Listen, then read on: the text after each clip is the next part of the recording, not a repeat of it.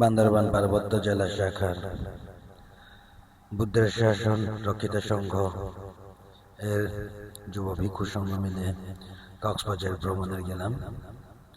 আমরা কক্সবাজারে সমুদ্র সৈকতে মন সতেজ করার জন্য সবাই একতাবদ্ধভাবে কক্সবাজার ভ্রমণ করেছিলাম।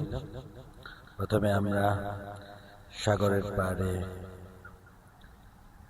বিচ দেখার জন্য নেমে গেলাম। তারপর আমরা চাও বাগানে কিছুক্ষণ সময় বিশ্রাম নিয়ে আসবো।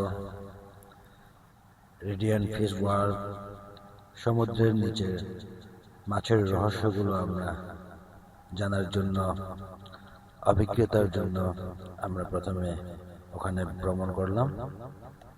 দেখেছি ওখানে অনেক প্রজাতি রং বেরঙের মাছ রয়েছে। তারপর রয়েছে শামুক, বিভিন্ন প্রজাতির কাঁকড়া, বিভিন্ন প্রজাতির সমুদ্রে থাকা বিভিন্ন পানিতে বাস করার বিভিন্ন প্রজাতির জীব।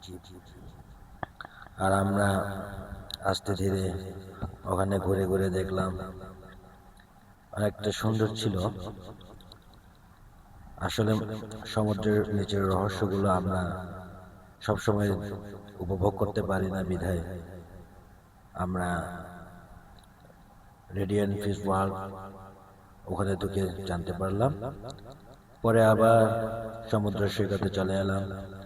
সমুদ্র সৈকতে আমরা বসে গল্প করলাম, আড্ডা মারলাম।